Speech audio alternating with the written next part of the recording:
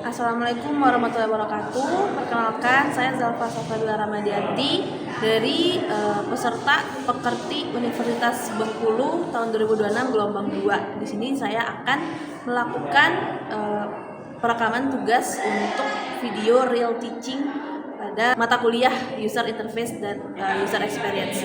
Terima kasih. Assalamualaikum warahmatullahi wabarakatuh.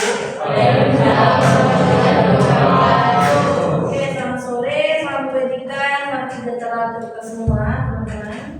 Minggu ini kita akan masuk ke materi identifikasi usability problem. Dimana minggu kemarin itu harusnya kita sudah masuk ke materi desain high fidelity yang benar-benar saya teman-teman sudah merancang desain itu di Figma teman-teman sesuai dengan proyek yang kemarin yang sudah pokok kemarin. Nah, minggu ini kita akan proses tuh apakah si desain teman-teman itu udah oke belum sih usability-nya.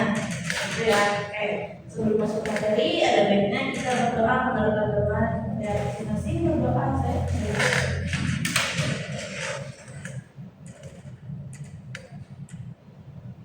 Kita ini dulu ya teman-teman ya. Absen dulu sebelum kita masuk materi.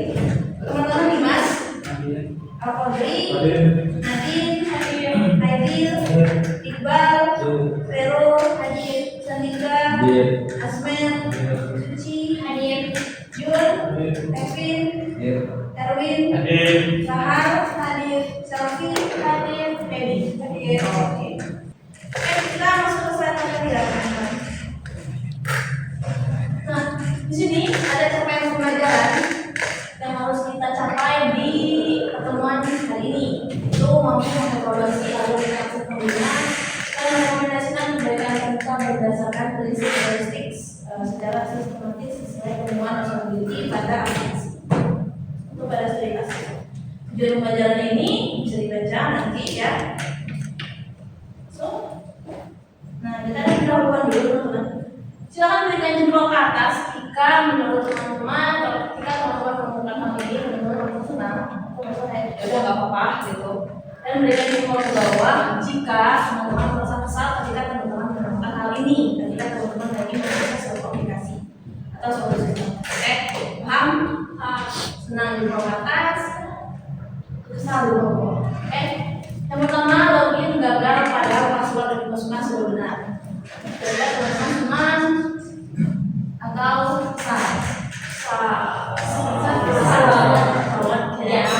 selanjutnya kalau misalnya teman-teman ketika lagi menggunakan aplikasi misalnya teman-teman masuk ke halaman Facebook atau LinkedIn kita settingnya diklik button diklik progress loadingnya jelas dia kasih tahu kalau teman-teman proses masuk ke halaman Facebook kemudian ditampilkan di layar kemudian oke atau nggak oke.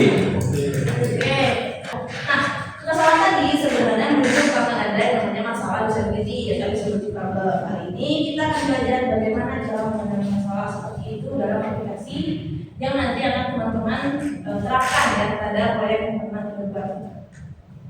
Ini kita next saja. Kita langsung ke apa itu usability problem. Menurut Jacob Nielsen, usability adalah jenis kualitas dengan nilai seberapa mudah suatu permuka digunakan oleh pengguna. Ini usability. Nah, usability problem adalah berarti namanya juga problem. Problem kan artinya masalah. Artinya usability problem adalah masalah pada permuka yang membuat pengguna sulit memahami, menggunakan atau menyelesaikan tugas dalam sistem. Lanjut. Nah, usability problem ini ada banyak hasilnya. Cuman yang sering ditemukan yang makanya paling sering di aplikasi yang pengguna itu ada 5 ini teman-teman. Aplikasi membingungkan. Pengguna sering menemukan menu atau fitur. Kedua, tampilan terlalu ramai atau terlalu banyak informasi dalam halaman. Artinya pengguna sulit fokus pada informasi yang penting. Yang ketiga, tombol atau label yang tidak jelas. Pengguna bingung menentukan tindakan. Yang keempat, pesan error tidak informatif. Pengguna tidak tahu penyebab dan solusi masalah. Lalu status sistem tidak jelas. Artinya pengguna tidak tahu apakah proses sedang berjalan atau tidak. Nah ini, di antara 5 ini yang paling sering ditemukan adalah si pesan error tidak informatif. Kita bahas ya. Nanti akan ada kasus terkait si pesan error ini akan kita coba. Salah apa sih sih sebenarnya masalah yang dihadapi user ketika muncul si pesan error itu? Sebelumnya kita masuk ke cara mengidentifikasi usability problem. Cara sederhananya menggunakan 3 prinsip, yaitu find, impact, dan fix. Find itu teman-teman mencari masalah yang terlihat pada muka atau pada desain. Kalau impact itu artinya dampak bagi pengguna, bukan dampak bagi kita sebagai pengembang atau desainer. Dampaknya bagi pengguna. Lalu ada fix, berikan saran perbaikannya. Usability problem tidak cukup hanya ditemukan masalah, harus dijelaskan dampaknya dan diberikan solusi perbaikannya. Karena kan kalau misalnya masalahnya cuma ditemukan tapi tidak diperbaiki, ya buat apa? Kayak ujungnya si usernya bakal terus terdampak gitu ya. Karena dia nggak bisa memperbaiki sendiri. Memperbaiki harus dari pihak pengembangnya. Sekarang kita masuk ke studi kasus yang pertama. Oke, lihat teman-teman di sini. Menurut teman-teman, apa yang salah dari tampilan ini? Bayangkan teman-teman adalah pengguna aplikasi. Ini aplikasi mobile JKN. Nah, kira-kira menurut teman-teman apa yang salah dari tampilan error ini?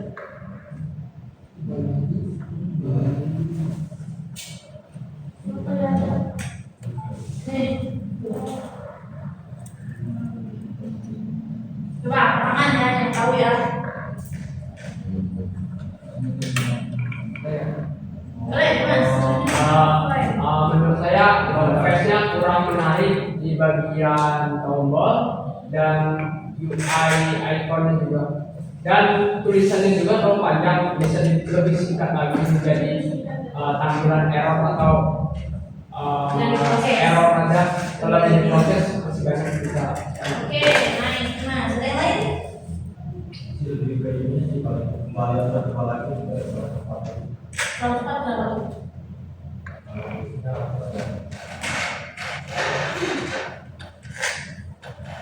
Maksudnya apa?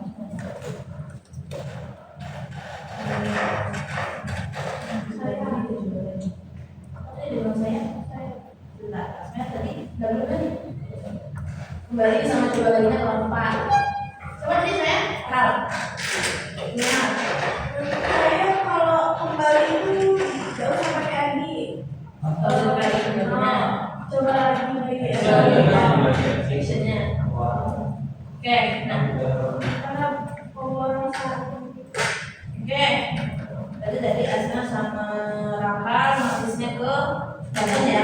Kembali sama coba lagi kalau Dimas ke ikonnya terus ke kata-katanya kalau panjang ya. Nah, ada nggak sekiranya dari kalian semua yang menotis ke sini ke angka ini? Ya, kode error. 4 bla bla bla bla bla ini teman-teman tuh nggak artinya? Kode error. Kode error. Makanya sama.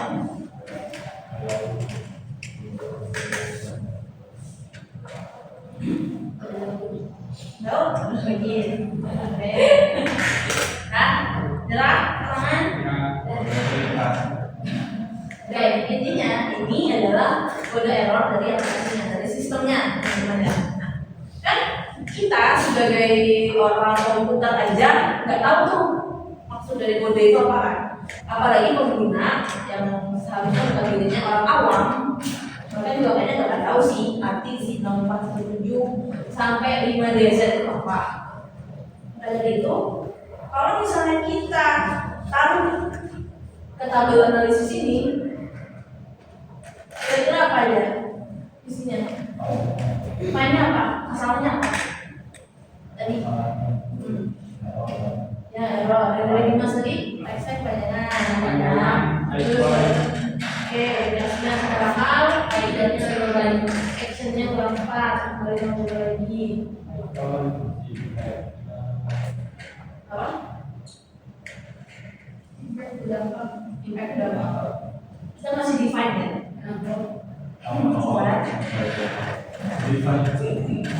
Oke. Nah,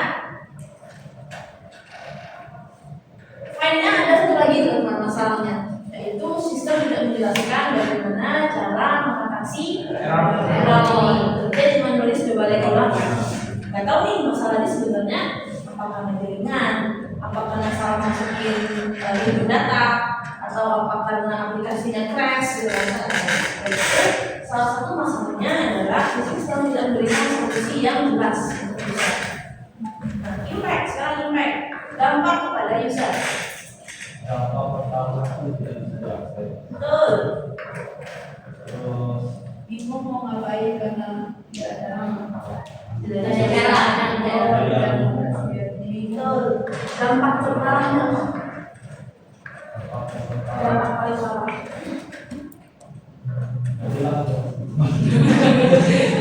Ya, itu masalahnya. Dampaknya yang akan terjadi ke user adalah yang paling parah itu user bisa keluar dari aplikasinya. Kalau misalnya dia coba lagi, saya ini terus mau ngapain coba kan, makanya tingkat frustrasinya tuh tinggi gitu. Makanya dia bakal lebih keluar daripada harus melanjutkan apa yang dia cari di aplikasi ini. Nah, dan kita berdiri terus sebentar. Nah, sekarang kita masuk ke solusi dari masalah yang sudah kita define tadi. Kira-kira solusinya apa? Terkait masalah yang kita temukan di tampilan aplikasi. dan dia jelasin cara tadi error itu link dihilangkan dari situ ada hilang kan Santai. hilang bukan sih bisa dikatakan penyebab error Oke. hilang ini hilang Jadi hilangnya terganti. ini kalau Hilang. Oke, ini dihilangin. Terus ada lagi diganti. gampang ya yang penting satu dijelasin juga error apa error dijelasin Jadi ini dihilangin terus errornya lebih berjelas gitu ya. Errornya apa? Oke, ada lagi? terus misalnya panjang tuh bilangnya baik Yang ini ada lalu nah, sampai ya. Sekarang kita lihat. apa itu Untuk find-nya, misalnya lo kurang komunikatif, pada kode error menjadi mati, pengguna umum sistem tidak menjelaskan solusi. Sistem tidak menjelaskan solusi. Nah, dampaknya pengguna bingung sumber masalahnya, bisa frustrasi dan keluar dari aplikasi. Fixnya, gunakan bahasa yang sederhana, hilangkan kode teknis dan tambahkan solusi yang jelas. Sini ada before dan afternya. Nah, before-nya kayak gini. Permintaan Anda untuk proses, mohon maaf atas tidak nyamanan Anda. Itu dua ini. Itu apa coba? Jadi kan kayak gini. Permintaan Anda belum proses, silakan periksa jaringan. Coba. Yang penting itu adalah sih solusinya sebenarnya. Itu namanya setelah dua kayak gini, yang awalnya kurang jelas, mengenai menjadi lebih. Nah, memang cara menjelas membantu pengguna memahami masalah dan tindakan yang harus dilakukan selanjutnya. Oke, ini studi kasus yang pertama. Sekarang saya mau teman-teman mengisi studi kasus yang kedua.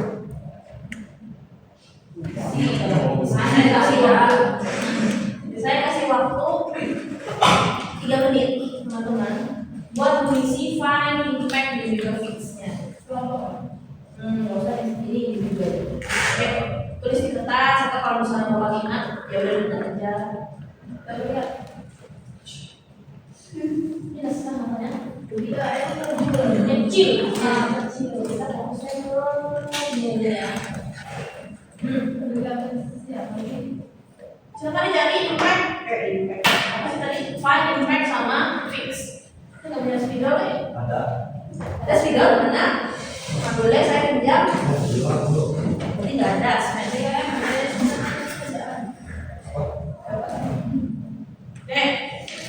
Ini apa? Suci box siapa?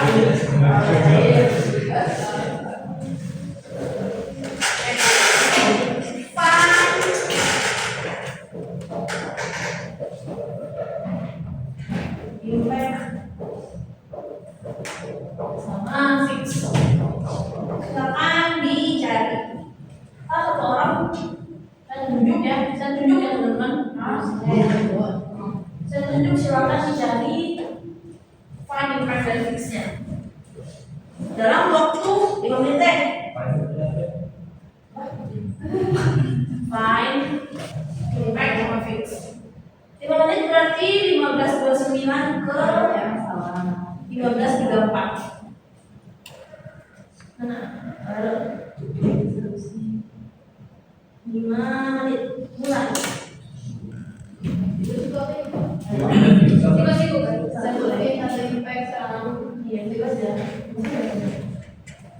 Orang satu.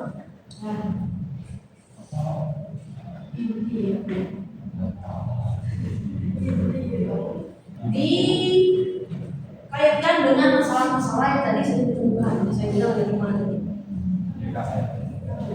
Ya, ada desain konsultan.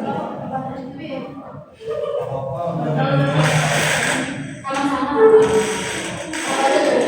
Mau bahas. Sama lagi bahasnya. Harus baik dulu ya. Ya, iya, aku main dulu dong. Sebenarnya dari satu gambarnya kalau kita nggak tahu masalahnya. Mana? Saya tanya. Kita kan harus mengerti masalah. Ayo. data ya solusi masalah dampak solusi. Betul. Masalah dampak solusi.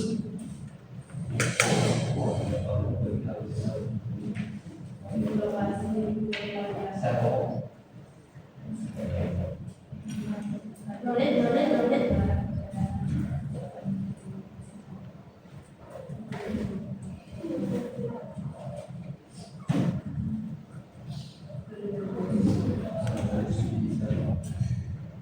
Ya, dari segi sana dilihat. Segi sana digunakan. Segi informasinya dilihat. Dulunya dilihat. Semua. Dan soalnya nih, saya kasih oke, Mas. Fine. Fine, dipanggil. Apa? Itu tadi ya. Banyak banget. Fine, Mas.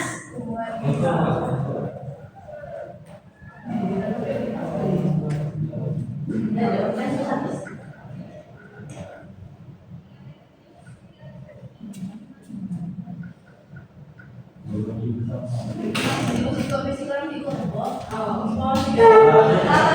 Alasannya Mas, Mas. Apa yang mau peserta itu maksudnya, Mas? Kenapa nggak usah tulis ya, Pak? Lainnya jelasin aja. Ini kan info peserta ini kan sama perubahan data ini kan di satu ini satu icon saja, jadi tidak banyak icon yang berubah. Jadi cuma satu kayak bagian icon profil atau info dibikin grup sudah dijadiin satu perubahan data, terus tuh varian dan penambahan peserta itu aja. Oke, iya. Nice, Mas.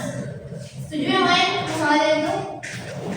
Kalau ada masalah lain yang digabungkan dari tampilan itu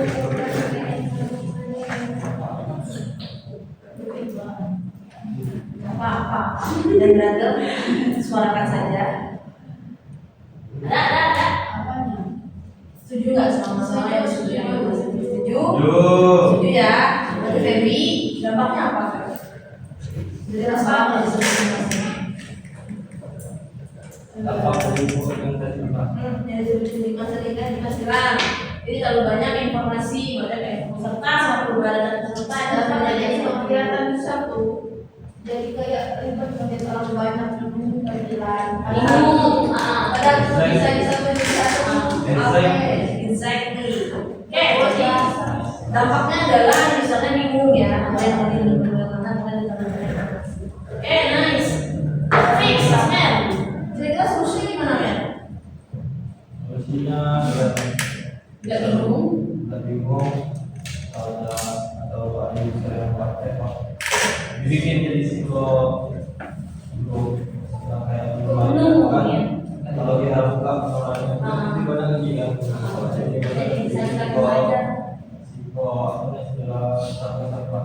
Oke, nice. Kategori benar. Betul. Itu ya. Oke, nice ya. Jadi masalahnya kalau kita lihat dari sini dari kalkulasi ini, nih. Oh ya, terlalu banyak informasi pada halaman pertama. Ini aplikasi mobile JKN. Kita sebagai pengguna umum, ya. Teman-teman ini enggak, maksudnya pengguna enggak aplikasi? Pengguna. Yang paling sering, pengguna paling sering diakses.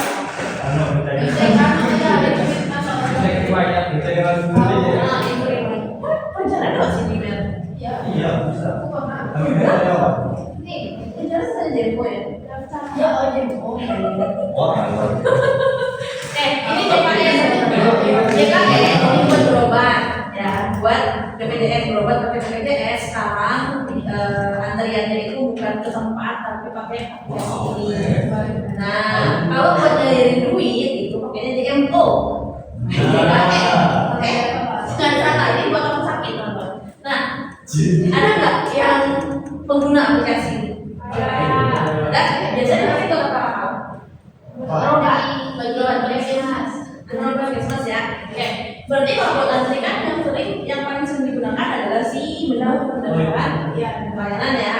Dengan menu rehab cicilan, menu Vaskes, info lokasi Vaskes, pengambil layanan kayaknya jarang digunakan kan sebenarnya. Maka dari itu, masalah dari tampilan ini adalah terlalu banyak menu dan informasi pada halaman pertama. Impact-nya,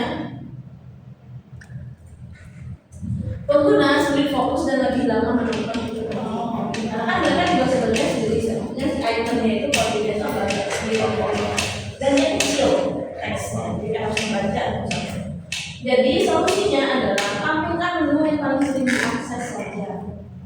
Menu yang lain dimasukkan ke kategori menu lainnya. Yang dimasukkan ke kategori dan menu lainnya. Kalau misalnya dibuka menu lainnya itu kan cuma kayak nambah 3 atau 4 menu di bawah, ya kayak kurang sebenarnya. Jadi kalau misalnya di sini ada 1, 2, 3, 4, 5, kita di antrean maksudnya dari 1, 2, 3, 4, 5, 6 masih ada di sini. Kemudian lainnya supaya tidak terlalu banyak informasi yang ditampilkan ke usernya. Ini ada teks nih.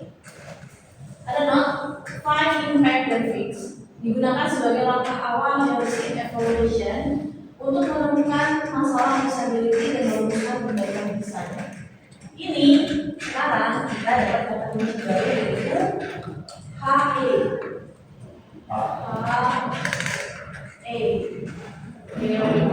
Apa itu HE? Heuristic evaluation. Sekarang kita akan masuk ke materi heuristic evaluation.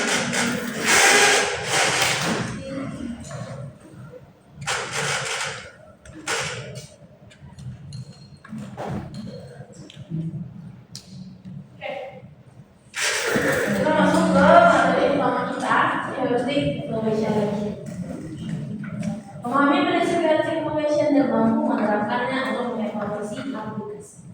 Ambil pembelajarannya, membuka konsep singkat studi kasus, diskusi kelompok, presentasi, dan juga aplikasi.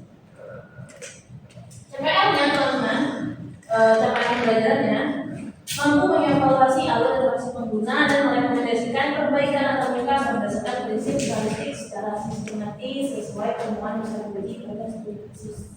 Sama kayak yang tadi, cuman yang ini lebih merujuk lagi ke KE-nya. Menjelaskan heuristik, mampu menjelaskan Nielsen's Technical Heuristic dengan tepat dan jelas, mengevaluasi aplikasi, mengidentifikasi issues dan menyusun rekomendasi. Pendahuluan. Nah, sekarang pertanyaan lagi. Pernahkah kalian bingung saat menggunakan aplikasi? Aplikasi itu? Pernah. Aplikasi kan buat cuci. Komsel. Kita cuci dulu ya, katanya mama. Instagram kadang-kadang. Atau sudah ya Pak? Shopee sih, Shopee kenapa tuh? Padahal lagi buka aplikasi tapi lama banget lagi buka. Oke, wadinya lama ya. Berarti dia tanya dulunya pertanyaannya soal. Oke,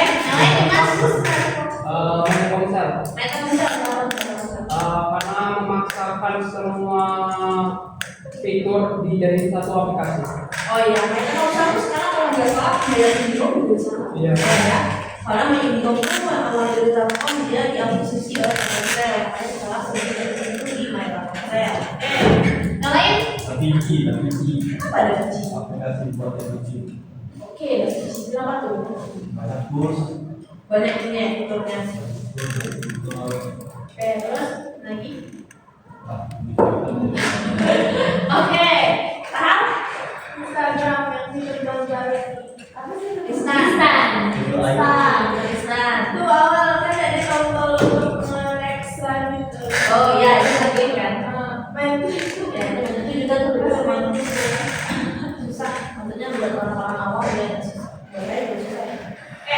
Itu ya banyak ya. Ternyata tuh aplikasi yang terkenal kayak Telkomsel, Shopee, Instagram, Davichi. Itu tuh biar mereka udah terkenal dan dikembangkan oleh pihak-pihak dan oleh Oke juga. Instagram kan sekarang di bawah Meta ya. Maksudnya masih ada hal-hal yang miss dari mereka ketika mereka mengembangkan suatu fitur baru. Sebenarnya bagaimana cara kita mengevaluasi, mencari kesalahan-kesalahan itu sebelum perilisan produk itu bisa dengan cara si HGD dengan website evaluation ini. Nanti kita akan belajar apa saja prinsipnya, gimana cara kita mencari kesalahannya. Lanjut dulu. Nah, ini kita diskusi dulu. Ini kan dalam kelompok kecil. Dari 4 masalah berikut pilih satu masalah paling kritis. Ada 4 nih. Terus jawab mengapa masalah itu penting, dampaknya bagi pengguna, dan pernahkah kalian menemukannya dari kesempatan. Sekarang silakan duduknya ke kelompok yang kemarin. Ya, silakan duduknya ke 3 kelompok kemarin. Terus kerjakan hal ini. Dipilih, misalnya kelompok 1 nomor 1. Kelompok 1 nomor 2, kelompok 3 nomor 3. Silakan ya. Kita kerjanya di kertas. Kerjanya di kertas kan presentasikan. Oke. Saya kasih waktu 5 menit dari sekarang. Ya, bebas.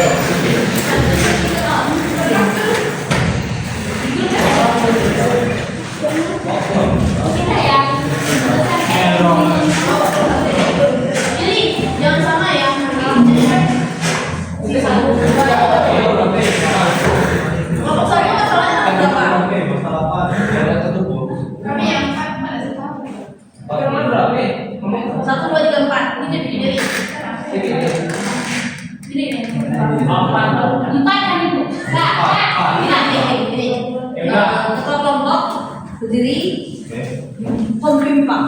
Yang menang, yang boleh berdiri, yang menang boleh berdiri, yang tidak boleh tangan. Udah belum satu. Dan kedua gimana? Itu yang belakang kecil. Oke. Berarti Dimas satu ya, 1, 2. Waktunya 5 menit dari sekarang.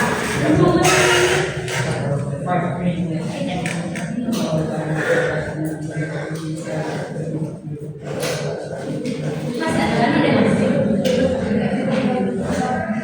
Dimas. Ada buku kertas lagi yang kan presentasi ya. Bisa ya Pak ribet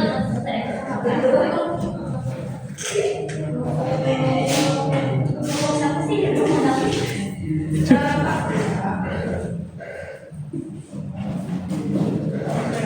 nomor udah jelas kan?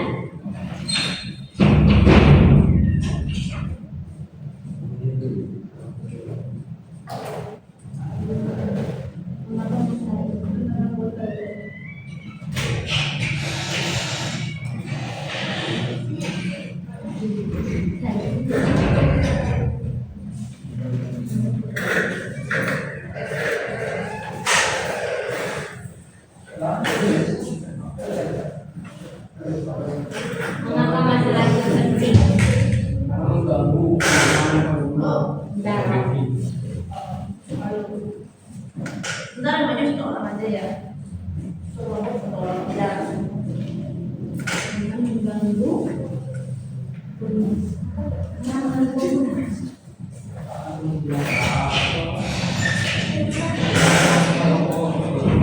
Atau menggunakan. Apa dampak pengguna? Ini berarti kalian itu saat menggunakan.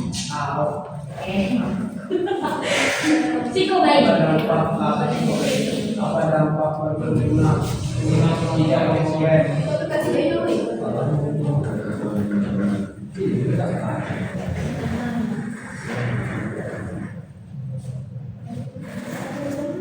Anak-anak tidak efisien dalam menggunakan aplikasi. Baru soalan.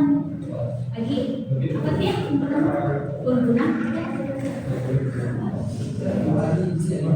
Oh. Apa masalah seseorang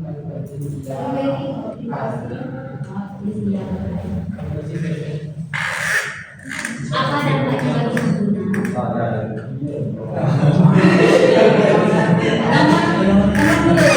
dampaknya bagi pengguna? Apa tadi yang langsung nih baik. apa dampak pengguna tidak menggunakan aplikasi tersebut? Efisiensi waktu. Apa dia? Tidak efisiensi waktu. Kalau menggunakan aplikasi tersebut.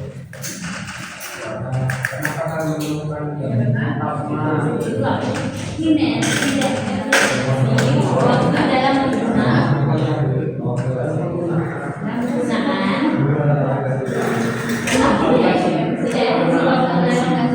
dengan aplikasi tersebut? Aplikasi tersebut. Kalian menggunakan aplikasi pernah Sel, Exis, Shopee, TikTok, banyak. Tapi belum di-tracker ya.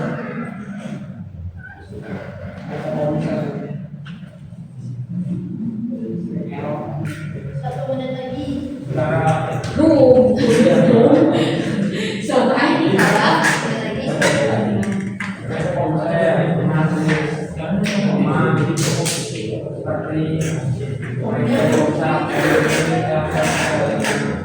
terus kita maju presentasinya kalau kita presentasi versi ke orang itu kalau maju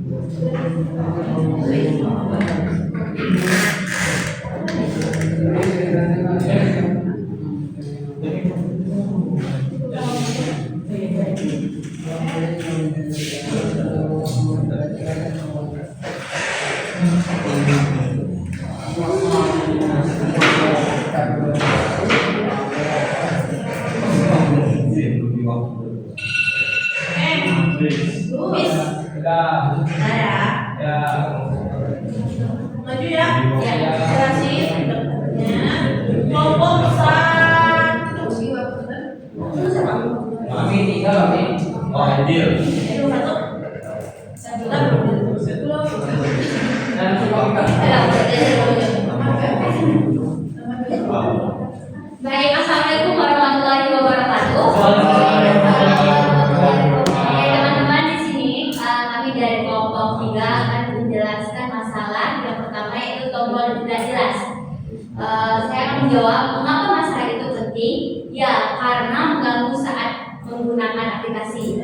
Terus yang kedua, apa dampaknya bagi pengguna? Di sini kami menuliskan karena tidak efisiensi waktu dalam penggunaan aplikasi tersebut. Dan yang terakhir, pernahkah kalian menemukan di aplikasi nyata? Pernah, itu di My Telkomsel. Oke, nice. Kelompok 3. Sekian dari kelompok kami. Assalamualaikum warahmatullahi wabarakatuh. Oke, kelompok 13. Kalian pertama. Sekarang kelompok siapa? Saya mau ya. Kelompok dua ya.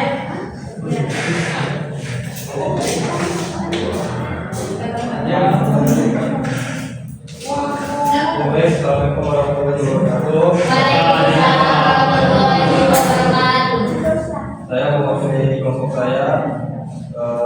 Di sini saya ambil tema nomor 4, aplikasi populer tetap bisa bermasalah. Terus saya ambil sampelnya, contohnya itu dari mobile banking. Mungkin teman-teman sudah ada mobile banking semua. Masalah yang paling sering kita rasakan di banking itu pertama dia itu sering apa ya istilahnya maintenance. Nah kalau udah maintenance terus waktunya itu pas kita lagi transaksi itu uang kita bisa nyangkut, bisa kepotong ataupun tidak terkirim. Terus untuk pengembalian itu kita butuh waktu sekitar 1 sampai 3 hari yang kerja mereka. Dampaknya dari itu jantung bermotor, terus juga ada orang yang tidak percaya dengan hal tersebut. Sekian dari kelompok 2. Wassalamualaikum warahmatullahi wabarakatuh. Nice. Kecil. Kelompok 1. Ayo. Let's go.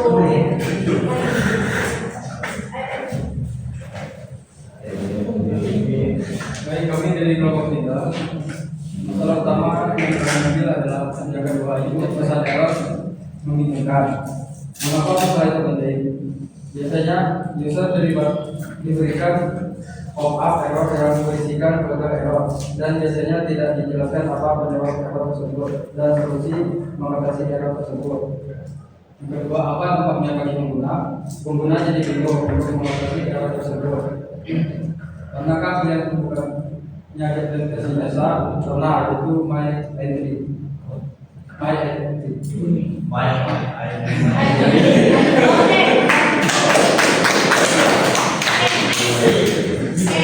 Terima kasih teman-teman tadi sekitarnya.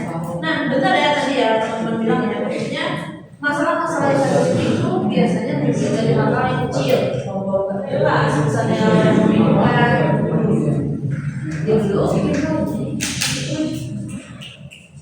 Oke, masalah bisa dari si problem itu dari pembentukan hanya dari hal-hal yang sederhana kayak kalau tidak jelas, hal yang membingungkan, alur interaksi terlalu panjang dan juga aplikasi populer kita bisa bermasalah. Nah, aplikasi populer kita bisa bermasalah ini kasusnya ada yang baru-baru ini tentang bagian QRIS BCA. Oh ya. BCA dia udah 3 kali transaksi tulisannya gagal tapi ternyata duitnya potong. Itu kan sebenarnya dampaknya gede banget ya buat kita sebagai pengguna gitu ya. Apalagi kalau kita di sana orang biasa gitu ya, duitnya potong itu sangat berdampak bagi kita. Gimana cara kita menanggulangi hal-hal yang kayak itu, maksudnya kayak sebelum diriliskan ke publik, hal kayak itu harus yang belum dicetak dengan cara salah satunya yaitu HQ. Ada 2, yang pertama HQ yang kedua C. Kalau HQ kita sebagai evaluator yang mengeceknya sendiri, kita pengembang, kita evaluatornya. Tapi kalau CT kita ke pengguna, jadi pengguna yang ngecek bukan kita sebagai pengembang. Oke, nah kita masuk ke materi HE. Apa itu heuristic evaluation? Metode evaluasi stability itu mengidentifikasi masalah pada antar muka pengguna berdasarkan sebagai dasar perbaikan desain adalah bagaimana menjadi lebih efektif, efisien, dan juga digunakan. Ini menurut Jacob Nielsen pada tahun 1990. Jacob Nielsen itu adalah bapak enggak juga bapak UX aja. Kayaknya dia belum pernah bilang gitu ya. Karena dia kalau misalnya UX orang biasanya condong ke Jacob Nielsen. Nah, mengapa heuristic evaluation penting? Karena dia cepat, dia dapat dilakukan dalam waktu singkat tanpa perlu banyak sumber daya atau persiapan dulu. Dulu saya ketika masih kerja di Telkom sebagai UX analis itu kalau untuk HE cuma dilakukan dalam waktu 7 hari. 7 hari itu udah selesai semuanya, udah presentasi dari klien, terus kita cari evaluasi kesalahan-kesalahannya, kita pleno, terus kita sudah sampaikan hasilnya ke klien lagi di hari untuk proses HE. Tapi kalau proses UT, isi usability testing, karena kita mengambil orang menggunakan dari luar, itu bisa jadi 3 sampai 4 minggu untuk proses UT. Nah, jadi makanya kenapa HE itu dia lebih enak dan dia lebih cepat. Lalu praktis, tidak memerlukan pengguna nyata, cukup evaluator yang memahami prinsip usability. Siapa evaluatornya? Kita, kalian. Enggak dong, semua UT. Kalau yang HE, kita sebagai pengembang, sebagai desainer, juga sebagai evaluator.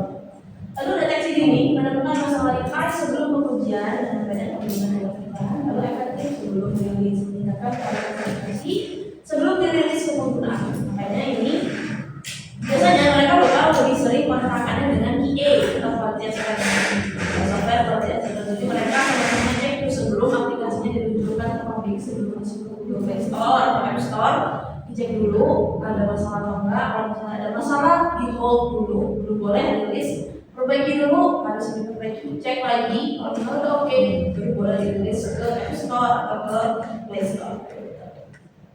Oke, sekarang kita masuk ke 10 prinsip dari Jacob Nielsen Heuristic Evaluation. 10 prinsip dasar untuk mengevaluasi kualitas antarabangsa yang sistematis dan efektif. Nah, kalau kita masuk ada 10 teman-teman. Feasibility of status, match between system and real world, user control and freedom, consistency and standards, error prevention, recognition better than recall, flexibility and efficiency of use, aesthetic and minimalist design, helps user recognize, diagnose and recover from errors, dan juga terakhir adalah documentation. Ada 10 prinsip yang harus teman-teman hafalkan di luar kepala, nggak di luar kepala aja. Nah, kita mulai pertama, visibility of system status. Definisinya, sistem harus memberitahu pengguna apa yang sedang terjadi. Maksudnya adalah contohnya kalau misalnya kita lagi proses masuk ke suatu halaman, biasanya ada loading. Nah, itu adalah salah satu penerapan dari visibility of system status. Jadi kita itu memberikan informasi pada user bahwa sudah terjadi proses loading, terus loading masuk ke suatu halaman. Nah, kita kan untuk 10 prinsip ini kita modelnya untuk pelajarannya adalah kasus. Saya kasih kasus, terus teman-teman silakan dibaca kasusnya, dinalarkan dalam teman-teman. Lalu saya kasih pertanyaan, teman-teman silakan jawab. Oke? Kasus yang pertama, mahasiswa mengunggah tugas di LMS. Setelah klik upload, layar diam saja. Tidak ada loading, tidak ada notifikasi, dan tidak ada tanda bahwa file sedang berproses. Ya, itu kasusnya. Saya kasih pertanyaan. Apa yang kalian rasakan sebagai pengguna ketika mengalami hal ini? Katakan, Mas. Bingung. Terus lagi? Perasaan cemas juga karena file yang kita upload rupanya tidak terupload. Dengan baik ya? Ya. Oke, nice Mas. Lagi? Oke, saya kira itu saya. Oke, Sal. Terus lagi? Ada lagi? Tadi kan? Ragu-ragu untuk meninggalkan halaman. Itu yang paling sering dirasakan user. Kalau misalnya kita mau bertugas, terus kayaknya nggak ngeluarin informasi apakah sudah berhasil atau belum, kita sebagai orang sebagai pengguna bakal bingung, bakal ragu. Apalagi kalau kita tugas dan misalnya sudah di detik akhir, ya sudah saya kalau alam dengan kalau misalnya dalam upload masalah begitu ya. Nice. Terus pertanyaan kedua, informasi apa yang seharusnya muncul di layar ketika kalian mengklik tombol upload? Di mana dulu? Jadi lain. Harus selesai upload. Ada lagi yang lain? Itu kan kalau berhasil ya. Kalau gagal? Error. Berarti pesan error. Jangan gagal. Oke, nah itu adalah apa yang harus kalian terapkan supaya prinsip visibility of status ini di desain teman-teman nanti. Jadi kalau misalnya aplikasinya kan tentang peminjaman itu kan, nanti ketika si user pinjam atau sampai bagaimana dikasih kalau misalnya pesan informasi kalau sudah berhasil dipinjam, proses lagi dilakukan di belakang itu dikasih informasi ke user. Next, match between self and real world. Definisinya sistem harus memakai bahasa yang familiar bagi pengguna. Kalian tahu ini gambar apa?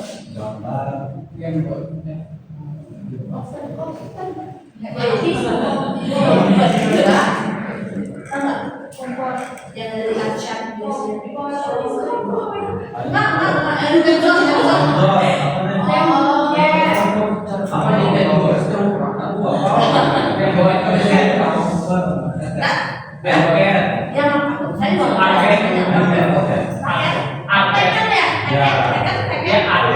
itu adalah contoh dari penerapan prinsip match between sistem and real. Jadi kalau di sini saya kurang tahu, tapi kalau di PS kan ada yang standar 3 kotak beda. Itu mau gimana pun fungsi sama kan, maksudnya fungsi dasarnya sama. Itu adalah penerapan dari match between sistem and real. Jadi menggunakan bahasa yang familiar bagi pengguna. Nah, kasusnya adalah seperti ini. Aplikasi kampus menampilkan menu KLS finalisasi entitas akademik. Mahasiswa baru bingung karena istilahnya terlalu teknis. Ini ya, fokusnya di sini. KLS finalisasi entitas akademik saya sebagai dosen bingung ya. Nah, pertanyaannya, apakah istilah KLS finalisasi entitas akademik ini merupakan istilah yang sudah dipahami oleh orang baru? Tidak. Kalimat apa yang lebih sederhana yang cocok dimasukkan sebagai pembelajaran KLS finalisasi entitas akademik? Informasi KLS akademik. Informasi KLS akademik. Ada yang lain? Apa itu? Apa yang kata ini? Informasi KLS akademik. Kelas M. Yang lain kelompok 3 juga di sini. Kira-kira apa yang cocok menggantikan si KLS finalisasi entitas akademik? Entitas itu akademik. Kalau dari Asmen dari kelompok 2 itu adalah informasi KLS akademik. Dari kelompok 3 kira-kira menunya levelnya.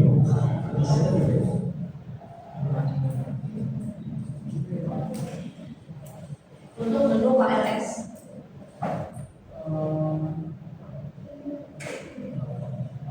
Ayo.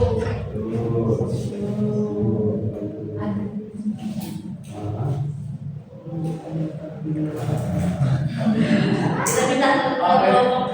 Pak Dimas. Berarti dengan entitas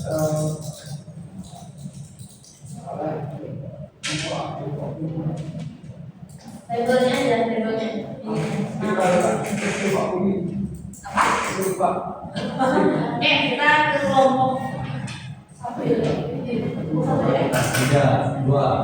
Satu ya. Mau satu apa? Sebenarnya nggak apa-apa. It's okay. Informasi KS tadi. Oke, informasi KLS. Nggak apa-apa benar. Oke, ini bentuk KLS finalisasi entitas akademik boleh dikirim dari informasi KLS. Informasi KLS akademik atau bahkan KLS juga boleh. Atau kartu rencana studi dan grup KLS juga boleh.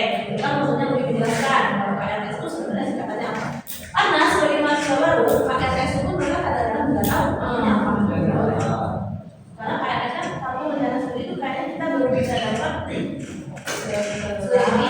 semester dua kan, yang kalian udah paham gitu maksudnya. Kalau di semester kan biasanya dari awal kan generasi atau oke, itu ya untuk yang match between system and the world. Intinya adalah harus menggunakan bahasa yang familiar atau icon yang familiar.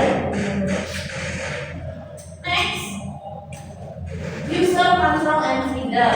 Definisinya pengguna harus bisa membatalkan tindakan atau kembali dari kesalahan. Gambarnya begini. Apa maksud dari gambar ini? Keluar. Ya, saya punya. Kalau misalnya dikaitkan dengan definisi dari user control dan freedom.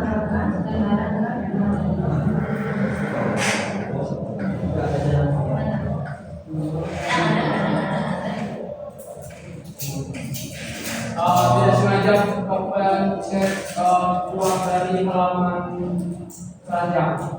Oke, dengan kasusnya ya. Maksud saya nih gambar ini, gambar ini nih. Si pintu exit ini maksudnya apa nih? Iya, keluar karena tidak sengaja karena tidak ada tombol exit di pop up di icon aplikasi tersebut. Jadi yang itu terpaksa pencet tombol back atau tombol navigasi HP ini dan sengaja keluar. Oke, nice. Yang lain. Masalah gambar.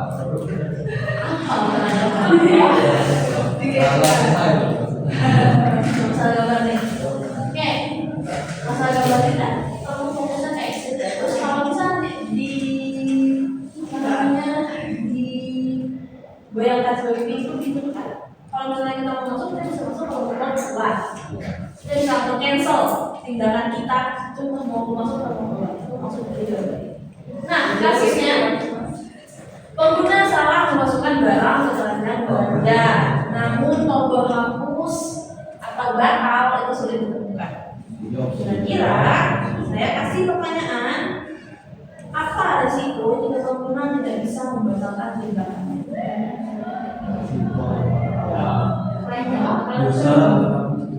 Keranjangnya bisa dulu mengunci,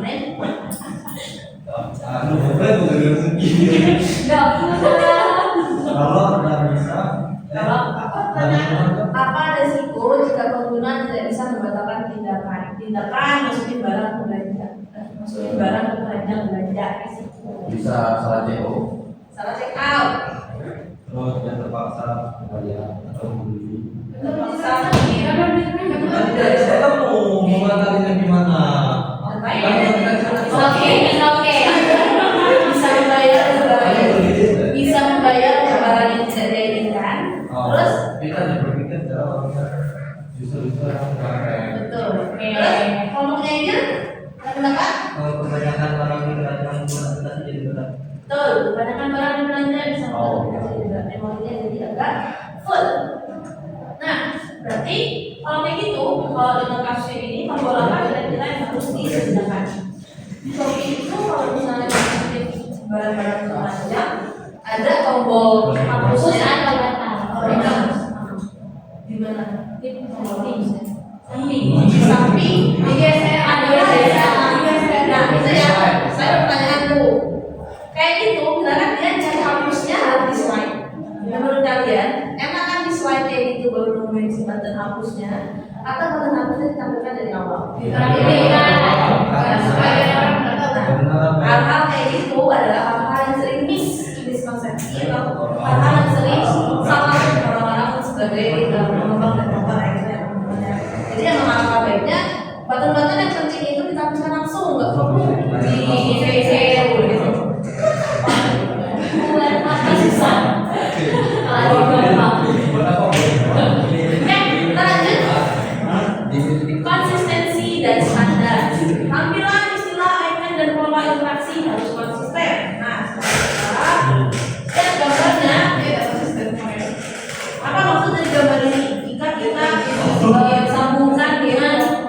bukan definisi konsistensi yang standar. Tahu saya itu ada. Nah, ini digambarin dulu. Fokus digambarin dulu. Fokus ke gambar itu adalah Nanti ya maksudnya. Maksudnya Bukan registrasi. langkah awal. Registrasi Masuk pendaftaran. ke yang ke depan dulu lah. Pertama kamera. Aplikasi baru. Oke, kalian lain? check-in itu dia intinya tahu di mana check-in. Guna tahu guna harus ini. Benar teman-teman ya. Nah, sekarang kita fokusnya ke lokasi. Contoh check-in biasanya ada di mana kalau kalau di hotel biasanya dia di mana? Di depan kan? Kalau misalnya di bandara, pasti dia di dalam terminalnya. Dia udah pasti deh. Di bandara manapun yang namanya pasar check-in itu dia ada di terminal. Dia nggak ada tiba-tiba di WC di mana-mana tuh ada. Nah di hotel juga ada yang pasti di depan. Ya mungkin di pantry, nggak apa-apa. Itu adalah makna dari konsistensi dan standarnya harus konsisten. Istilahnya icon dan kualitas harus konsisten di satu halaman website teman-teman atau di aplikasi teman-teman. Jadi kalau misalnya teman-teman pakai icon hapus kan icon tong sampah ya. Kalau misalnya kalian pakai icon tong sampah di halaman awal, di halaman 2, 3, 4, 5 itu tetap harus pakai icon tong sampah buat segala. Jangan tiba-tiba pakai icon yang lain yang juga. Saya kasih kasus teman-teman.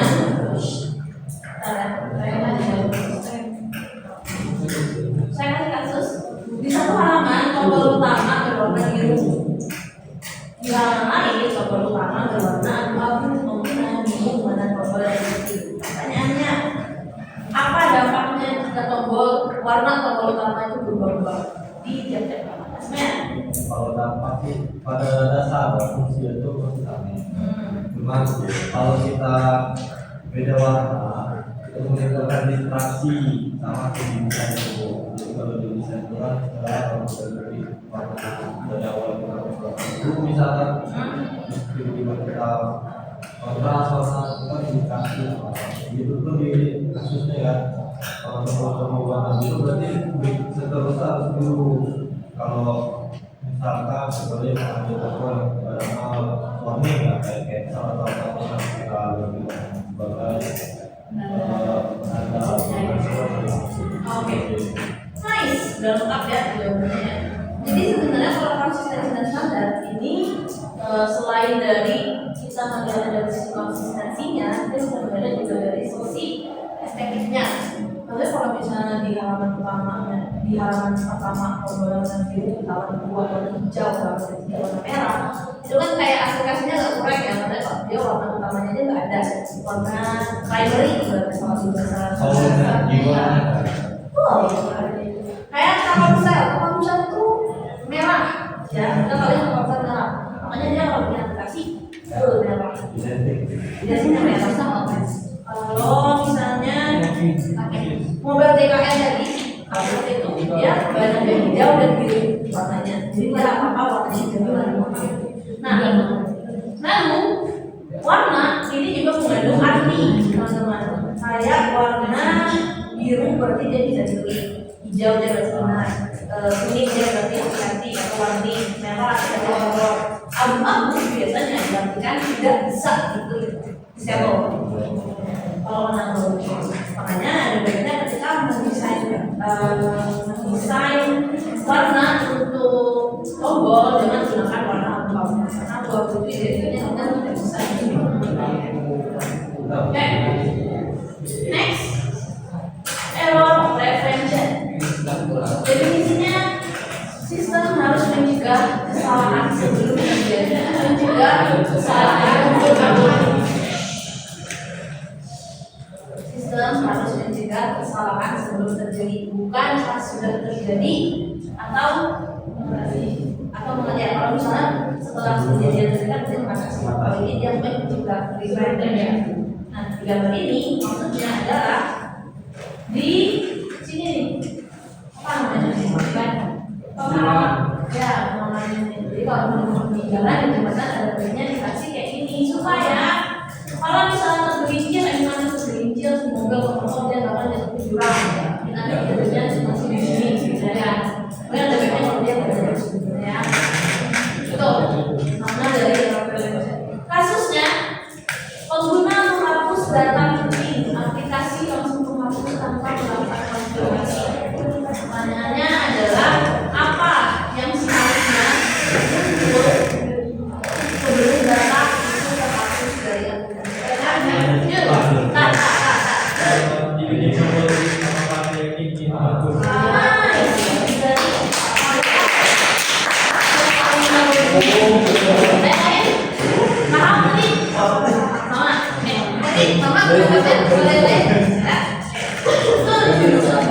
Ini adalah sering terjadi di aplikasi pemerintah.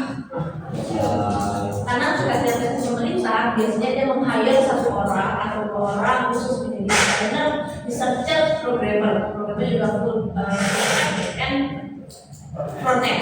Jadi mereka orang memikirkan tempat ini. Kemudian lockout itu juga sebenarnya harus ditanyakan apakah data yang keluar dari akun gitu kan, karena sering terjadi slips itu kesalahan yang tidak sengaja. Benar ya, tadi kata Jo ya, kalau misalnya menghapus data penting atau misalnya menyimpan itu ada baiknya dikasih modal. Modal itu adalah tanda pop-up yang muncul kecil itu isinya apakah ada yang klaim gitu kan, dan misalnya ada lagi terus ada kayak benar atau ya atau tidak. Itu adalah hal yang bisa memenuhi prinsip error prevention. Nice. Next, recognition pattern dari default. Prinsipnya pengguna sebaiknya mengenali pilihan, bukan mengingat semuanya sendiri. Kasusnya, aplikasi meminta pengguna memetik ulang kode mata kuliah secara manual, padahal sistem bisa menyediakan daftar pilihan. Itu ya kasusnya. Ya, kasih pertanyaan, mana yang lebih mudah, mengetik kode sendiri atau memilih kodenya dari daftar? Menurut teman-teman, mengetik duluan atau memilih dari daftar, ada drop down memilih atau memilih? Memilih. Tak sedikit. Kelompok satu memilih. Banyaknya kode. Mengetik sih. Tapi kalau memilih, pilih, nggak pilih. Harus jadi sebagai user ya teman-teman ya. Jadi tadi sih banyaknya kode. Tergantung banyaknya kode. Kalau banyak kan nyari itu harus di. Lebih baik untuk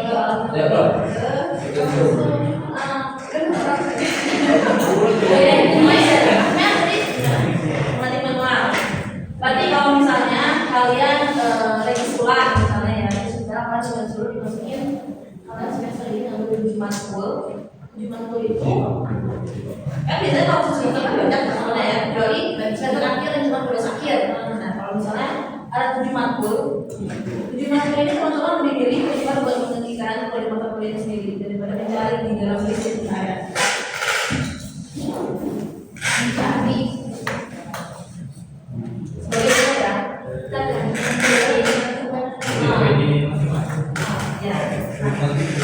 dia pentingnya riset. Jadilah proses riset itu cuma riset yang benar. Jadi usernya ada banyak ditanyain kira-kira kayak gimana ya. Nah kalau dari saya sendiri lebih enak ketika kita disediakan pilihannya, jadi kita nggak perlu menghafal. Misalnya saya tanya deh, kode mata kuliah user interface dan user experience berapa? Kalau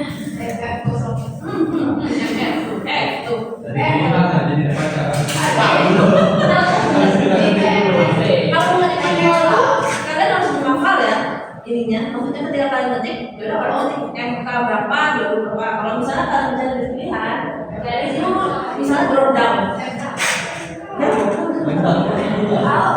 Karena nggak tahu mata kuliah user interface dan user experience itu kodenya apa?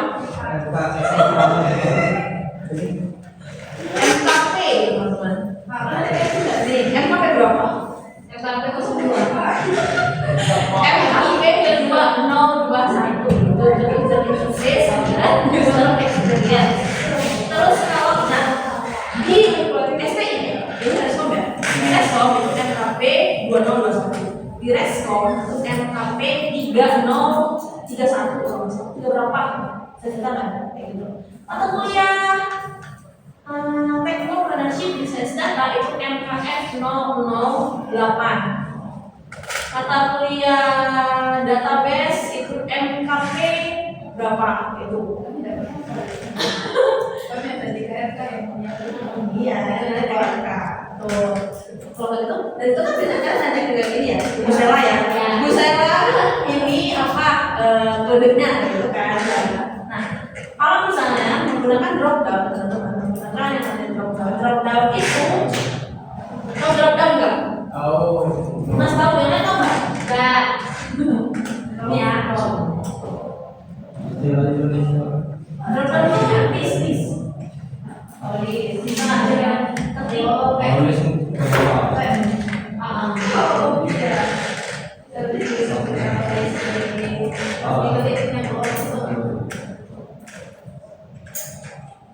MKP 2027 misalnya IMK dan lain-lain. Nah, ini namanya drop down. Anggap drop down ya. Drop down itu biasanya dia cuma nantinya sini doang nih berapa? Ini nggak ada ini nggak ada. Nanti ini doang berapa? Tapi ketika teman-teman klik atau mengetik, bakal muncul pilihannya di bawah. Jadi teman-teman bisa ketikkan misalnya UI, UX, dan dia bakal munculin yang di bawah. Itu adalah drop down tools. Tapi ada juga drop down dia nggak akan pilih yang nggak ada tulisan di situ dia ada. Dia cuma bisa pilih doang itu nggak ada. Tapi alfabetnya ketika membuat drop down itu dia menentukan suggestion atau itu apa ya? Saran ketika kita berbagi apa. Kalau misalnya nantinya ini IX yang muncul cuma ini doang, ini nggak ada. Kalau misalnya nantinya MK yang muncul ini aja, ini nggak ada. Yang dia cuma iya, tapi kan dia udah ada pilihannya. Poinnya itu recognition dari atau contohnya ada contoh lagi teman-teman. Ketika teman-teman di Word, di Microsoft Word, ketika di import itu udah ada drop down juga. Ya drop down, benar drop down. Nah, di drop down itu ada style text-nya, style formnya. Terus juga, tapi ini di sini. Boleh kan di sini. Nih. Nah, ini juga salah satu penerapan dari prinsip belajar vertikal. Jadi ketimbang misalnya harus pikir teks parat lino type ini gimana ya stylenya, kita bisa langsung lihat di sini aja. Dia dikasih sampelnya. Kalau paratino kayak gini, kalau papirus kayak gini yang tipis, kalau perpetua dia agak sans serif, maybe dia agak tipis kayak gitu. Ini juga salah satu penerapan dari recognition driver vertical. Jadi usernya nggak perlu mikir dulu, dia udah tahu langsung tanpa harus berpikir. Next. Flexibility and efficiency of use. Aplikasi harus nyaman untuk pengguna baru dan efisien untuk pengguna berpengalaman. Khususnya pengguna sering memesan makanan yang sama, tetapi aplikasi tidak menyediakan fitur pesan orang. Nah, saya kira pertanyaannya adalah fitur apa yang bisa mempercepat pengguna lama ketika dia mau memesan menu yang sama? Filter story. Apa? Filter story. Filter story. Terus apa? Selesai. Oke, yang lain? Kayak itu ya beli lagi. Itu dia teman-teman. Kalau sering jajan biasanya nggak tahu sih dia. Jadi kalau di e-commerce ya di Shopee, ketika teman-teman sudah selesai jajan, itu kan dia masuk ke yang namanya story ya, masuk ke selesai, sudah selesai. Ketika diklik jajanan itu kalian klik di bawah ada tulisan beli lagi. Ketika kalian klik beli lagi, itu dia bakal langsung masukin teman-teman ke pembayaran buat pembelian di barang yang sama. Itu adalah cara supaya user yang udah sendiri restoran yang sama bisa memesan tanpa perlu ganti lagi restorannya, ganti lagi menunya. Jadi langsung aja di story itu dikasih itu beli lagi. Lalu estetik and minimalis design. Definisi tampilan harus fokus pada informasi penting. Kasusnya halaman utama aplikasi penuh banner, promo, item, dan teks panjang. Pengguna sulit menemukan bentuk utama. Nah, dari halaman ini, dari banner, promo, item, dan teks panjang. Icon ini yang terlihat menu ya, menu yang kayak kira-kira mana yang sebenarnya gak perlu ada di halaman utama? Kayak udah take out aja dari halaman utama. Take out itu artinya dihapus. Teks panjang. Ada lagi promo, banner, promo, item.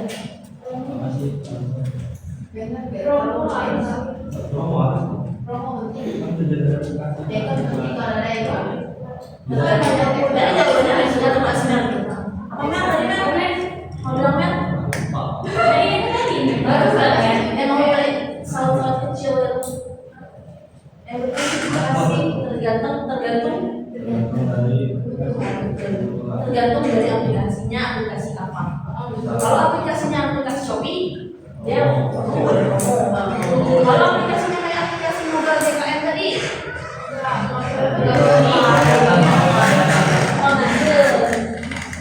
tapi kalau untuk teks panjang, memang seharusnya tidak ada di menu utama. Kalau dia aplikasi, kecuali dia website, dan dia dashboard website biasanya butuh teks panjang yang bisa menjual berhubungan dari si website itu ya. Untuk estetik yang minimalisme. Ada satu sistem yang sangat menjunjung konsep estetik and minimalis design.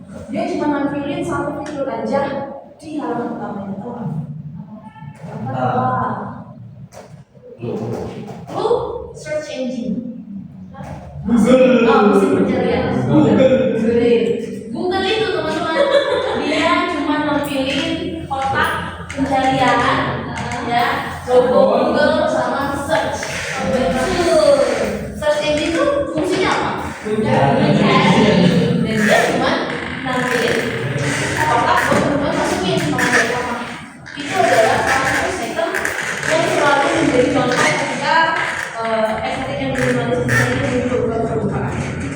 Google adalah sistem yang sangat-sangat menjunjung tinggi estetik yang minimalis design. Karena sebenarnya desain itu lebih simpel lebih oke. Jadi jangan terlalu di desain karena dan next, help users recognize, diagnose, and recover from errors. Definisi artinya adalah membantu user recognize, menyadarkan, sadar akan error, diagnose, mencari error, menemukan error, dan recover kembali dari error, sembuh. Definisinya, pesan error harus jelas, spesifik, dan memberikan solusi. Inilah yang ada di contoh kasus yang pertama tadi. Betul. Ini kasusnya adalah pengguna gagal login tapi aplikasi hanya menampilkan pesan terjadi kesalahan. Tidak ada solusi. Kalau misalnya gagal login itu biasanya karena apa aja? Penyebab tadi. Sinyal error paket ada habis. Oke, bisa saja. Next, penyebab dari gagal login. Kira-kira apa? Oke, ambil. Oke, salah masukkan password. Terus, oke, aplikasi. Lagi yang lain? Server. Lagi yang lain? Jaringan. Oke, lagi? Jaringan, salah password, internet. Jaringan lagi? Udah? Ya. Kalau gagal login biasanya emang sering terjadi karena usernya salah password ya. Paling sering terjadi salah password. Nah, pesan error yang baik. Kalau dulu saya kiranya pesan error yang baik itu adalah pesan error yang harus langsung menunjukkan kesalahan misalnya. Jadi kalau misalnya di form nik itu artinya apa ya? Nggak boleh buat ya, nggak boleh. Jadi kebenaran yang baik adalah dia menampilkan terdapat huruf di form nik gitu kan, nggak boleh. Nah, kalau misalnya login, kan kalau login itu masalahnya kalau nggak bisa login password. Jadi kalau misalnya itu punya masalah, saya dulu mikirnya ya udah lakukan saja username Anda salah, silakan coba lagi. Kalau misalnya passwordnya salah, password Anda salah, silakan coba lagi. Ya, ya. Nah, dulu saya mikirnya itu adalah pesan error yang aman. Tapi ketika mempelajari tentang keamanan sistem informasi, hal itu bisa menjadi celah untuk para hacker. Jadi kalau misalnya username-nya yang salah, kan berarti dia bisa langsung kayak ngecek-ngecek ya, ngecek program gitu. Misalnya dari zaman TPS dia bisa buka TPS underscore, nanti buka jadi sama halnya dengan kalau misalnya passwordnya salah, saya juga passwordnya salah, itu dia mereka bisa langsung kayak nanti ada tanggal lahir dan apa kayak gitu. Jadi ada baiknya kalau misalnya error dan ketika login itu dikasih tahunya login Anda gagal, entah silakan cek username atau password gitu. Atau enggak dikasih spesifik ke programnya untuk yang untuk case login ya. Kalau untuk case yang lainnya silakan dispesifikkan. Oke, next. Terakhir, help and documentation. Definisinya aplikasi perlu menyediakan bantuan ketika pengguna membutuhkannya. Kasus mahasiswa baru tidak tahu cara mengisi KLS, tetapi aplikasi sudah menyediakan bantuan FAQ atau kontak bantuan. Nah, ini. Jadi kalau misalnya help and documentation di sistem baru, di aplikasi baru yang teman-teman install biasanya bakal muncul tutorial dan lihat di sini untuk apa, jadi kayak highlight kontaknya. Itu adalah penerapan dari help and documentation.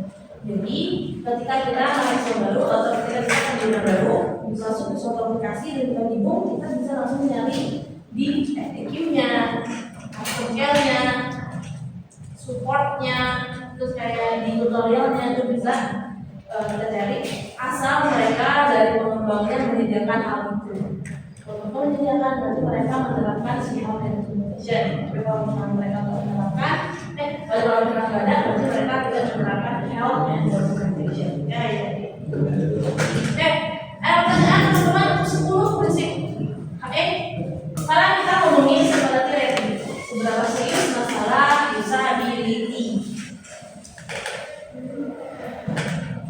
Menurut Nielsen Norman Group, seperti rating digunakan untuk memprioritaskan perbaikan masalah usability. Tingkat keparahan dapat dilihat dari frekuensi, dampak, dan keberlanjutan masalah tersebut. Nah, ada 5 skor untuk SR, skor 0 itu artinya dia nggak masalah. Nah, dia nggak termasuk usability. Kalau 1 dia cosmetic problem, masalahnya kecil, tidak mendesak. Biasanya apa contohnya? Typo. Ini ya, kalau misalnya sistemnya bagus, dia tahu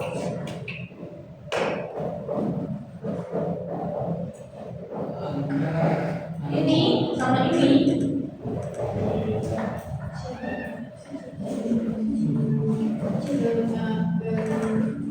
Nih, kalau misalnya di tengah-tengah kalimat, misalnya kayak silakan periksa kembali barang bawaan Anda. Di akhir kalimat ya bagi andanya ya. Itu yang benar ini atau ini? Yang A. Hanya kecil. Oke. 1. Kalian jawabannya besar nggak? Kalau misalnya ada kalimat silakan periksa kembali barang bawaan Anda, ya, berarti kan andanya di akhir. Nah, ini yang benar adalah Anda yang besar ini atau yang ini. Tapi kayak yang besar. Tergantung dari mood yang mau Kita kan ngomongin yang benar sesuai dengan ini. Paling besar. Paling besar. Yang besar mana? Besar. Yang besar. 1, 2. Yang besar. Berarti yang kecil semua kecil. Ya. Jadi yang benar adalah karena kalimat Allah Nah, Iya. Tapi dia jangan menurut Edi, penggunaan Garuna mau dia dimanapun, kalau mau dia harus menggunakan huruf jangan. Mention aja. Selalu seperti tadi. Jadi ini ada agama. gitu. Nah, ini maksudnya kayak hal ini itu maksudnya ke SR nomor 1. Kenapa bagaimana orang Karena dia Yang menunjukkan pada Anda yang namanya Anda itu dia soalnya sama kan lokal.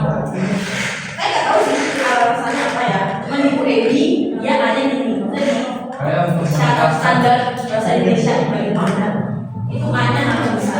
Kalau dia di akhir di awal di tengah harus Anda. Tuh. Terus ada yang lagi ya. Contoh simpel. Misal Q tanda tanya atau Q spasi tanda tanya ini spasi. Kemudian spasi.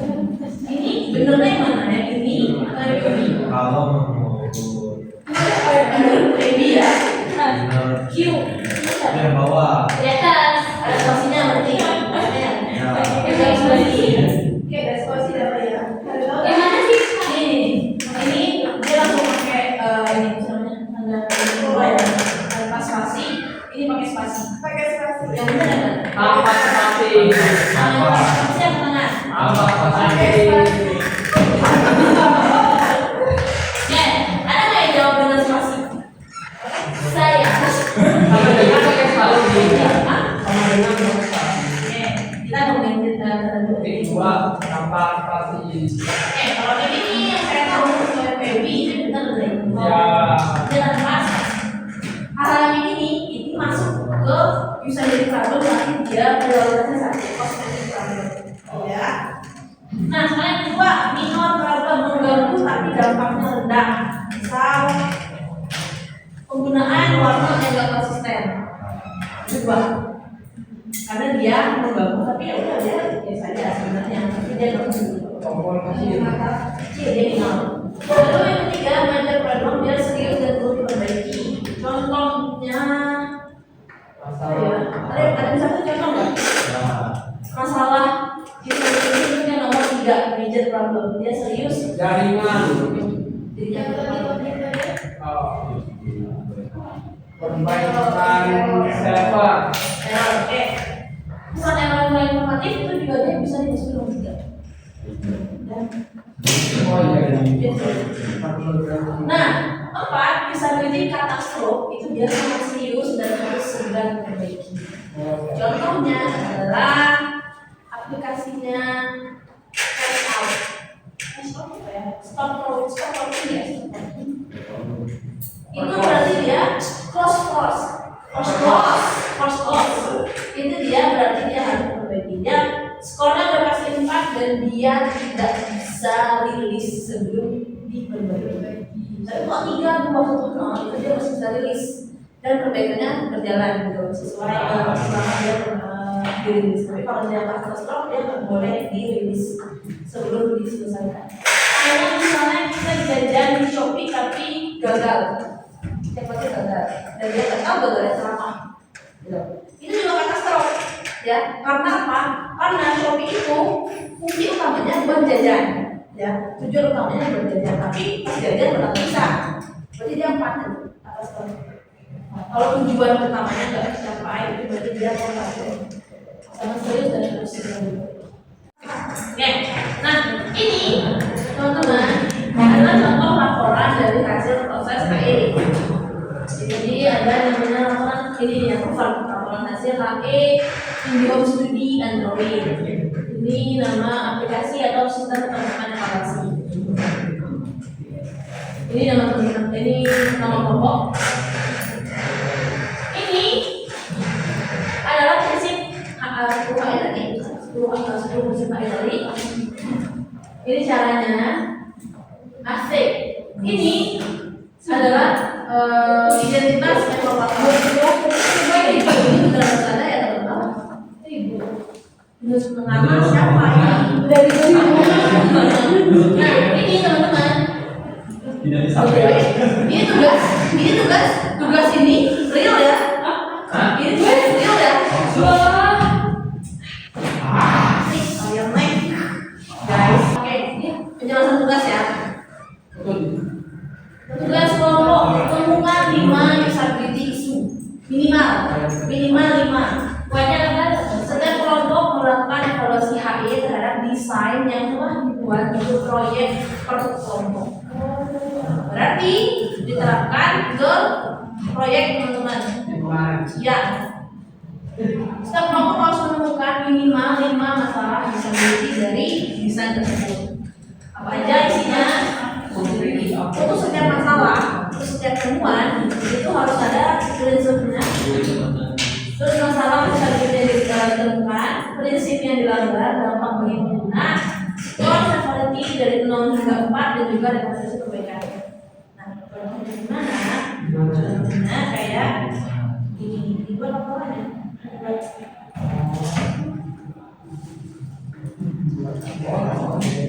Dibuat laporan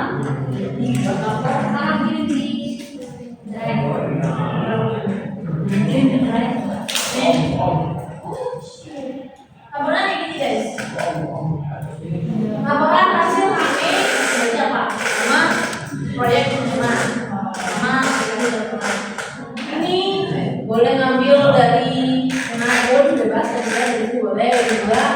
Nah ini isinya adalah identitas teman-teman. Teman-teman yang jadi evaluator kan soalnya. Dan bukan dari orang lain kan. Tadi satu orang. Iya, satu orang satu kelompok. Yang penting satu kelompok minimal. Ini kalian bagiannya gimana? Orang 1, orang 5, 4 yang mau ya, harus ada apa? Boleh misalnya tulis jadi kalian foto berlima, terus ini nama kelompoknya. Di sini adalah identitas device yang kalian gunakan untuk mengecek. Jadi kalau misalnya Android, berarti ya udah anggap aja HP teman-teman, dari berapa orang kayak gitu. Kalau kan dia maksudnya kalau kita kan masih di 5 kan, nggak apa-apa. Ini anggap aja ini formalitas.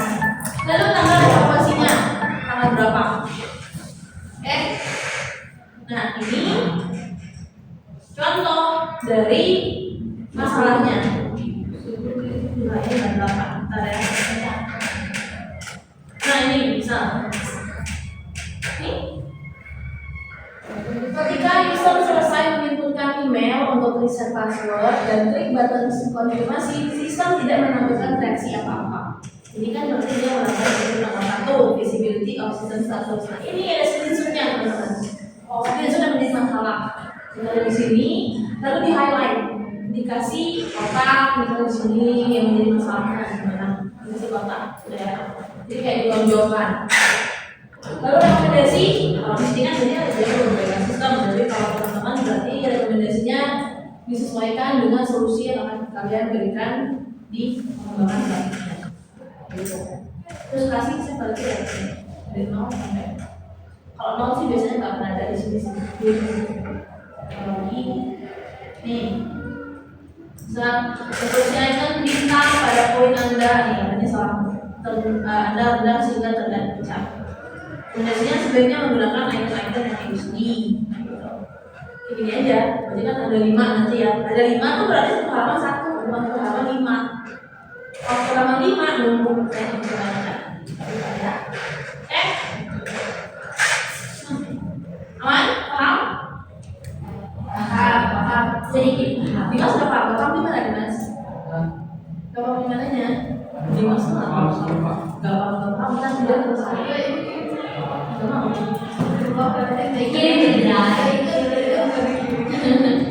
Ini teror, ingetin loh kalau dari ini teror. Ya ini intinya kita wajib ada. Berarti cara di prototipe Betul. Jadi masalah. simulasi seolah-olah dan dibuat tapi di HP dapat dulu berapa? Betul. Terus begini. Betul. Betul. Ya isi masalahnya banyak, tidak semuanya. Tidak aktual Iya, yang masalah yang masalah kalian itu adalah orang baik.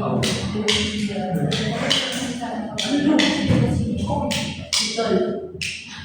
Ya, misal kayak kalau desain kalian kemarin, desain siapa ya yang kemarin nggak ada model kalkulasi atau nggak ada kalian di respon semester kedua ya? Tidak. Pokoknya ada masalahnya adalah misalnya dia nggak ada misalnya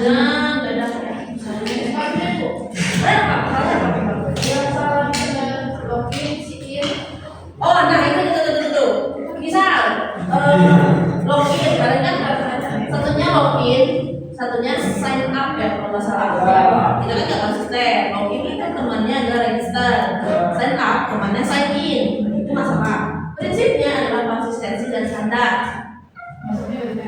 Findingnya adalah penggunaan label yang tidak konsisten. Untuk login menggunakan login, untuk sign up untuk data menggunakan sign up. Rekomendasinya sebaiknya menggunakan label yang konsisten. Jika menggunakan misalnya, jika menggunakan login maka ada baiknya register tentang data berulang di register. Jika menggunakan sign in, register berulang di sign up. Ini gitu aja. SK-nya berarti enggak kayak gitu. Iya kayak gitu aja. Hah? Ada yang ngomong? Hah? Ada pertanyaan? Tidak ada?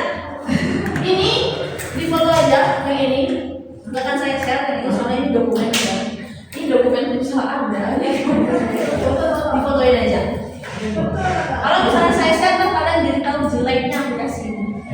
Jadi fotoin aja.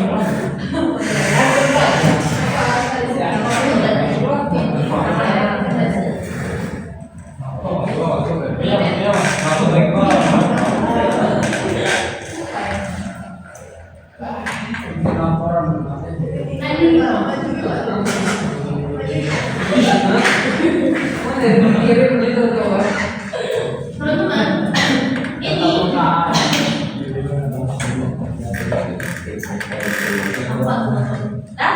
gaya dulu yang bu.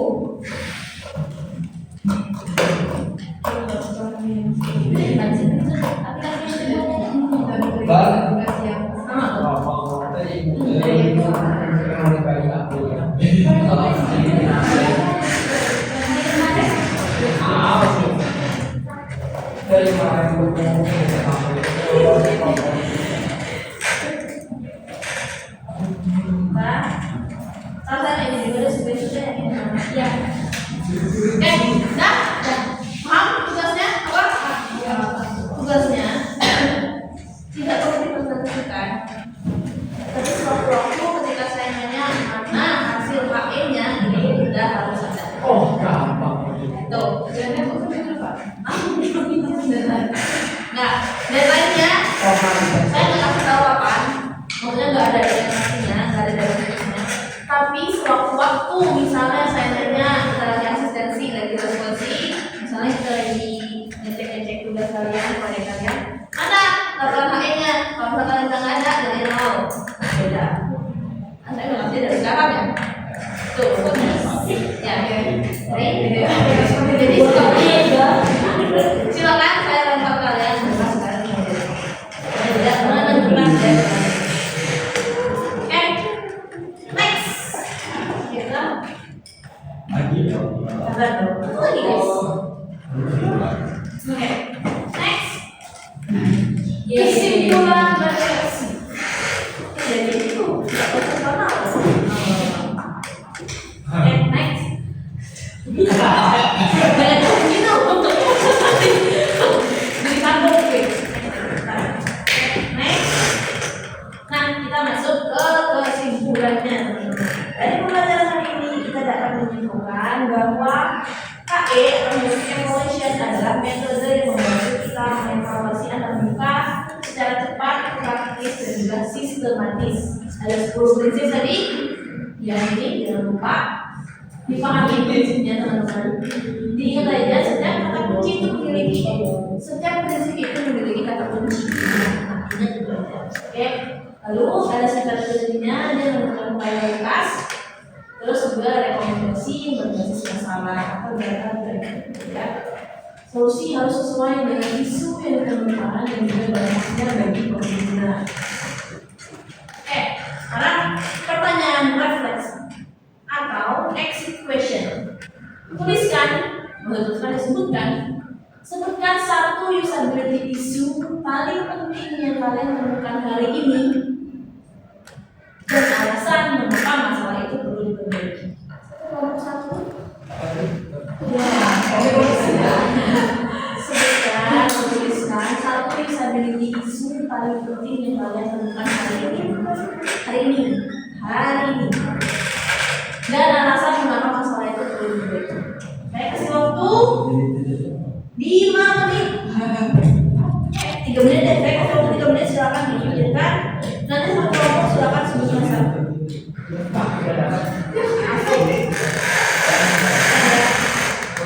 menit ya. Saya kasih waktu 2 menit, silakan didiskusikan.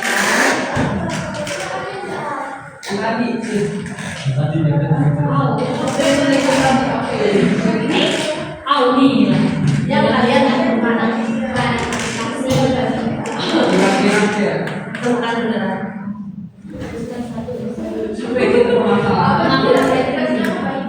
Itu apa? Iya, dengan masalahnya apa? Terus perlu diperbaikinya Apa dampak bagi 2 menit ya. dapat.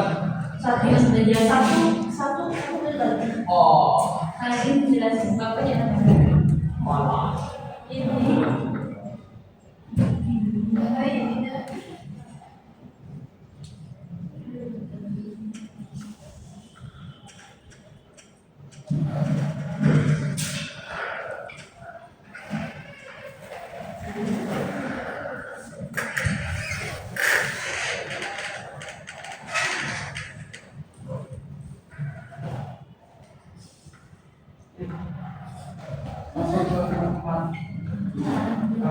Ini dibagi orang itu.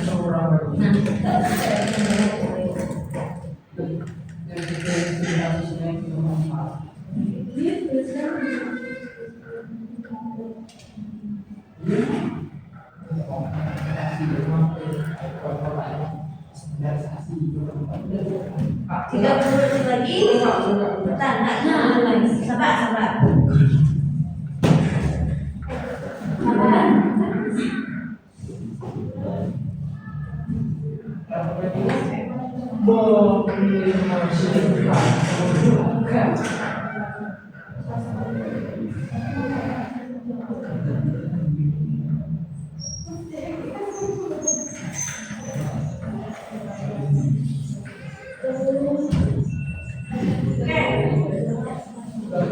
Kelompok 3 menit.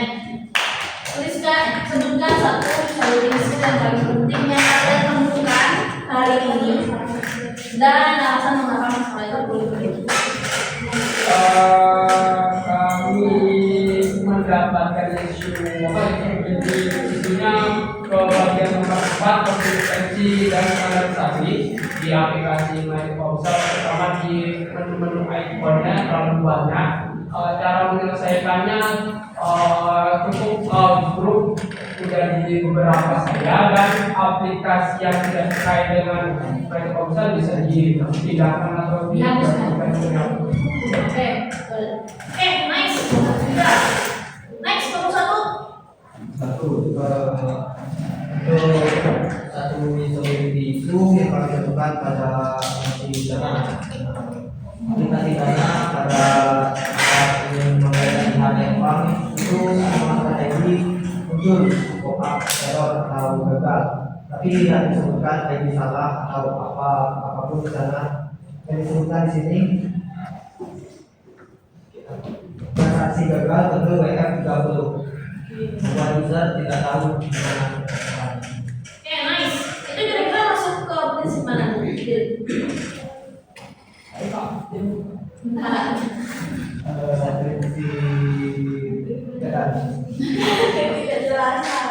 Tidak jelasan. Pesan error. Oke, berarti nomor 9. Nice. Next kelompok 2. Nomor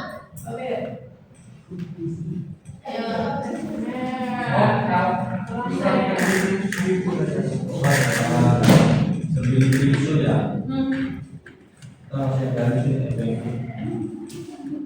kendalanya atau di situ kayak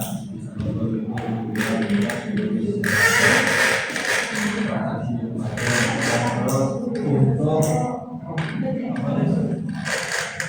solusinya itu ada lebih difokuskan lagi untuk transaksi terus karena ini terus dengan uang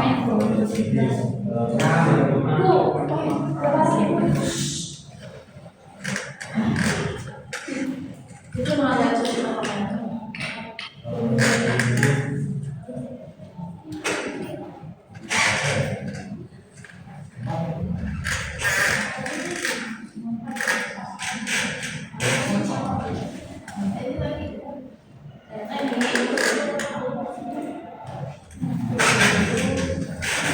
Nih, jadinya, mereka menanggapi cuma berapa?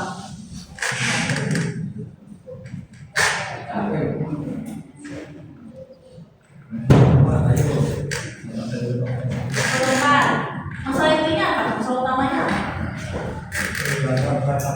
Gagal transaksi. Penyebab kegagalannya jelas kan? Belum diketahui. Berarti masuk ke Menyatakan error tidak jelas. salah tidak jelas bisa. Sembilan itu masuk. Iya, sebenarnya dia bisa masuk. Udah. Oke, berarti dia melanggar prinsip nomor 9. Iya. Makanya kalau tidak jelas ada informasi misalnya error, gagal itu dia maksudnya terlambat. Tapi kalau misalnya interaksinya nggak ada, misalnya dia reaksinya nggak ada, itu maksudnya terlambat. Dan ada juga udah bayar tapi dia nggak apa-apa, jadi sudah nanti selama uang, itu kalau dia nampirin error, dia gagal, tapi gagalnya nggak jelas kenapa itu bisa terjadi. Ada pertanyaan teman-teman? Tadi kan? Oke, kalau ada pertanyaan, kita cukupkan untuk kita hari ini sampai di sini.